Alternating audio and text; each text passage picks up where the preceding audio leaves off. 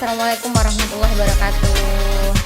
Ini pertemuan kita pertama ya untuk kelas 10.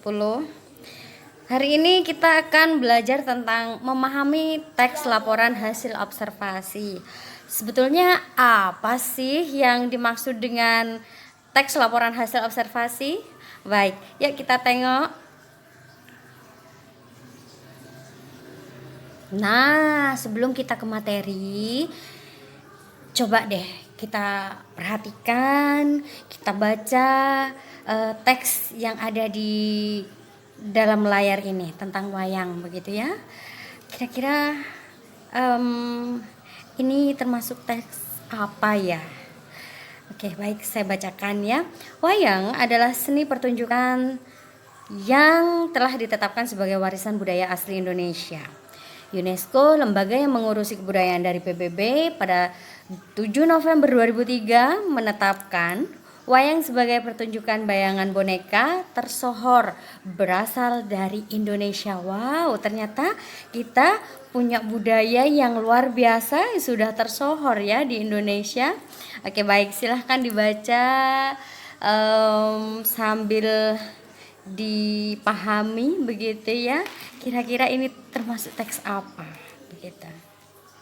Oke, sudah. Ya, kita beranjak ke teks yang selanjutnya. Bacaan yang selanjutnya. Oke, ini dia. Lanjutan dari teks yang tadi ya. Dari kulit hewan ternak, misalnya kulit kerbau. Oh, sapi atau kambing dan lain sebagainya. Oke, bisa sambil dibaca, dipahami begitu tentang wayang, masih tentang wayang, pembagiannya wayang. Wayang itu terbagi menjadi beberapa jenis, kemudian terbuat dari apa saja begitu ya, kira-kira. Nah, ini lanjutannya. Oke. Oke, baik. Ya. Oke. Pengertian wayang. Nah, teks di atas itu ternyata dimasukkan ke dalam teks laporan hasil observasi karena ditulis berdasarkan hasil pengamatan atau observasi. Kenapa sih dimasukkan ke dalam teks laporan hasil observasi? Karena ditulis berdasarkan hasil observasi atau hasil dari sebuah pengamatan. Wah, isinya harus bersifat objektif, berdasarkan pada kenyataan dan objek yang dilaporkan, yaitu tentang wayang yang ditulis secara detail. Oh, jadi kalau yang saya simpulkan dari sini, teks laporan hasil observasi itu adalah sebuah teks yang ditulis berdasarkan sebuah hasil dari pengamatan. Jadi ada kegiatan pengamatan dulu, baru nanti kemudian akan ada hasil. Nah, hasil di situ yang disebut dengan teks laporan hasil observasi. Begitu ya kira-kira. Nah, pengertian teks laporan. Oke, selanjutnya adalah fungsi dari teks laporan hasil observasi. Nah, coba kita perhatikan ya. Di situ ada tabel ternyata.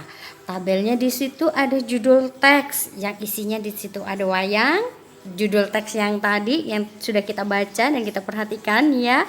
Kemudian di situ di sebelahnya ada fungsi teks. Nah, ternyata di situ ada tulisan A, memberitahukan kepada pihak berwenang atau terkait suatu informasi dan kemudian dijadikan dasar penyusunan kebijakan. Oke, yang B di situ bahan informasi untuk berbagai kepentingan.